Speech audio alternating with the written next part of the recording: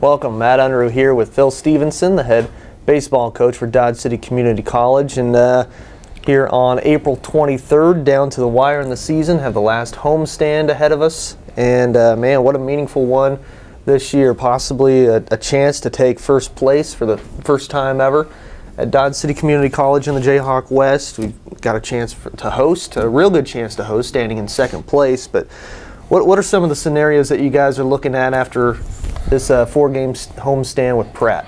Well, I think number one, one of the things we've talked about is just basically being task at hand. Can't look ahead, can't look behind. Got to look at the task at hand. Well, that comes up Saturday, starting with game one. And I think this team has really taken that approach, really understand that. They haven't been too high or too low about anything. You know, last weekend with Hutch, we lost both game ones of the 2 days and came back and won game twos. Mm-hmm. And we've been pretty resilient in that regard to be able to do that. You know, you mentioned all the scenarios of what could take place, you know, and the crazy part is that if everything fell the right way, Colby, who sits in 8th right now, could finish 4th. Wow.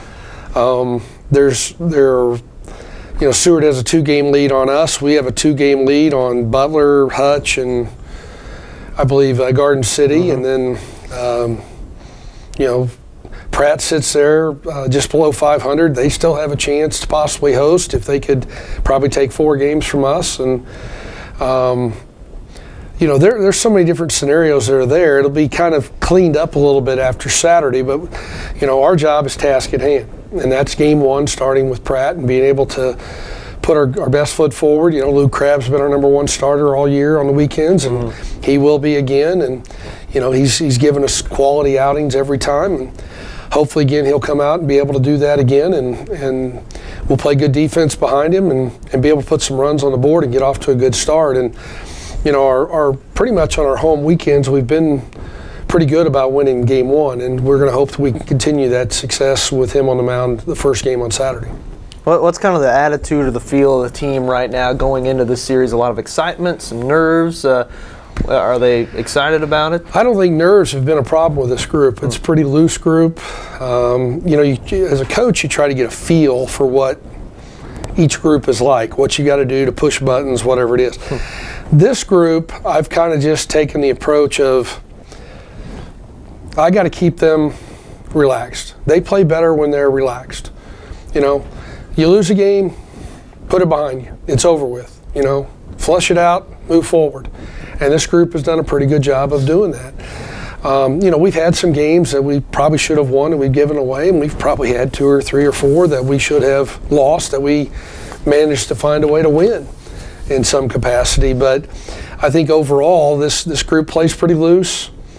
And, when it seems like when we're clicking, we're a pretty loose group. The guys are just going about playing. And that's what I try to, instill in them is basically you worry about one thing, playing the game, because it's tough enough to play it and play it well. Mm-hmm. And if you start worrying about any outside things, whether that be, other mistakes that happen or maybe something with an umpire or a bad call, or whatever, you start letting those things start affect you, and they especially affect how you play, that's when you have trouble overcoming adversity. And this group has been really good about putting things behind us and moving forward. And I think that explains why we have been very fortunate in league play that we've either split or won every series so far. Baseball's such a mental game, and it seems like that's been the success. A team that's 32-16 overall in the season, 17-11 in conference play. And Coach, this was a team that wasn't expected to do as well. We're sitting in second place right now, but they were predicted more middle of the pack this year. Well, I think there were a lot of people that didn't give us a lot of respect. We truthfully weren't very good in the fall. And, you play a lot of your fall games against the opponents that you're going to have in your division. We play Seward and we play Colby and we play Barton and we play Pratt, and it's one of those things where and we play Garden City. Those people see you, so they have an idea what they think your team's going to be like. Yeah. And so when the voting comes around, picking who they think preseason's going to win the league and who's going to finish, 1 through 9. I could see why they didn't think we were very good, because we didn't play very well in the fall, and I think we made some changes. We made some adjustments on where guys were playing, where guys were going to hit in the lineup. We had a little bit of some issues with some individuals who felt like they were more important than the team. Those guys went away, and we brought some guys in who bought into the team concept of what we're trying to do. In fact, we brought in 7 guys to break, most have ever brought in any one year, to try to fill some gaps, and they've done a good job of doing that. And you know, sometimes you take a risk when you bring in that many guys that it could just cause a problem for your whole team. But this group has come in, they've adapted to what we've tried to do. They've molded into the group that was here, and I think they've really meshed well together. And I think that's been the biggest thing, is that, you know, for the most part, it's all been, you know, about the team, and guys have bought into that, and that has certainly helped. And the fact that our starting pitching's been excellent. I don't think there's been any question about that. I think 1 through 4, we may have the best starting pitching in the league, and our bullpen has been adequate enough, and it's sometimes very good, to be able to pick up the slack when things haven't gone so well for a starter. And then we've, for the most part, played really good defense. And you do those 2 things in baseball: you pitch and you play defense. You give yourself an opportunity to win every game, and we've made the most of that. Yeah, kind of like the Royals of last year, right, Coach? A lot of pitching, a lot I of would defense. take that. I would take that run, and no doubt, in a heartbeat, we would take that type of a run at the end of the season. So, would you say pitching is the strength of this ball club this year? Starting pitching. I think it is right now. Starting pitching, and you know, there's very seldom that we don't get at least 2 or 3, if not 4, well-pitched games on a weekend. And I felt like this past weekend in Hutch, we didn't exactly help Luke Crabb out any. We made a couple errors behind him, but the other 3 games, I thought we had well-pitched games, and we won 2 of them. And if we'd helped Luke out, we might have been able to figure out a way to win that one. But you know, every weekend that we've been able to, you know, our guys have stepped up, and you know, we've gotten probably 3 of the 4 games on average pitched really well, and that's given us a great opportunity to win and be successful in the league. Matt Unruh with Phil Stephenson, head baseball coach for Dodge City Community College. Conk's looking good at Cavalier Field, and let's talk a little bit about Cavalier Field right now. I know we've got quite the change to the turf there. Well, you know, I first off, kudos to the City of Dodge City for stepping up and approving the project, and just understanding that the wear and tear on Cavalier. You know, when I got here 10 years ago, Cavalier Field was not in very good shape. And I convinced them to make some changes and do some things, and the maintenance crew who oversees, you know, Parks and Rec Department, oversees everything with it, has, you know, done a good job of trying to maintain it and improve it and do the things that I've asked them to do. And you know, it's reached a point, as we well know, with the drought and things that have gone on out here over the last 3-4 years. It's getting tougher and tougher to maintain the ballpark the way you would like to keep it. And when you consider we're on it in the fall and the spring, and the Dodge City A's are on it all summer, and there are youth tournaments played on it in the summertime, and sometimes in the late spring, the wear and tear on it and the erosion that happens was just getting too much to try to keep up. And turf has become much more cost efficient, and the length of time that the warranty comes with it now, it just seemed to be, you know, get to a point where it's a no-brainer, because your maintenance costs become greater per year than what it costs to put the turf in over the period of time that the turf is warranted. So they finally agreed with me. I got the project done last fall, and it's been great to play on. The guys love it. I'm sure it's going to be a little hot in the summertime when the A's get on it a little bit, but from a standpoint for us, you have to adapt your team to it, because it's going to play a little bit different. And we felt like, we knew coming in we were going to have it, that we needed to be really good defensively in the infield. We had to have guys who could read the ball, you know, cover some ground, and be sure-handed. You know, sometimes you get in some grass fields and, you know, there's nooks and crannies and bad hops and everything goes with it. You're not going to get that very seldom. You get a bad hop off the turf unless the ball's spinning a certain way. And you want to make sure you got guys that show that ability on routine plays to be sure-handed, and for the most part this year, that's worked out really well for us. And then it's a little bit of an advantage because other teams are used to it when they come into play, and sometimes it's a little quicker in places, sometimes it's a little slower, sometimes they don't understand the spin on the ball. Those little things can be a little bit of an advantage, and when you get an opportunity to be on it as often as we're on it, guys are taking ground balls constantly. They're getting a feel for, all the little situations that could crop up that you have an advantage over a team who comes in who's not used to playing on it. Well, another reason why home field would be so important here in the playoffs here coming up next week. Regionals begin May 1st. By the way, greenest that the infield has looked in end of February that I've ever seen. A lot of work. They made it was well cut too, wasn't it? Yeah, sure was. Yeah. And I don't know what your boys do after the game, because I'm used to seeing the team go out and do some field maintenance after every doubleheader, and not so much anymore. Not anymore. Nope. We just have to make sure that we get a little rubber and sand in the places where it gets knocked out because of the guys on the mound or around the bases or at home plate, and we take care of that pretty well and then move forward. But I think it's going to be nothing but continued good situations for not only us but also in the summertime for the A's and for all the tournaments, and it actually I think can be a draw for the city to be able to draw in more teams in the summertime. Absolutely. Because of not only the Cavalier Field, but also Demon Field, that's also turf as well, and then the fine facility that Legends is out there. I think it's going to be a drawing card, and as everybody knows, the more people you can draw into a town, the more money that's spent on entertainment, tax dollars, everything that goes with that. So I think it was a very smart move on the city's part. Well, Coach, let's look ahead. This weekend, Saturday the 25th, Sunday the 26th, you have Pratt Beavers coming to town, 105 and 305 on both days for those double headers. By the way, 15:50 a.m. the Sports Hound, Tommy Timmons and myself will be covering the doubleheader on Sunday, so be sure to tune in there on 1550 or online at conksports.com if you're out of the listening area. But, Coach, what do you know about the Beavers?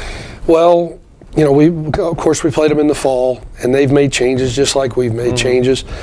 They haven't had as much success, I think, as they thought they might.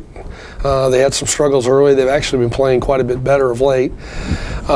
They've got some decent team speed. I'm not sure that they're a great power team, but depending on which direction the wind blows, a Cavalier, who knows, anybody can become a power team from that end of it. Their pitching has kind of been spotty. It's been up and down. Last weekend they were really good against Barton. Who knows when they come here what we'll see. Their team ERA in league is over 6.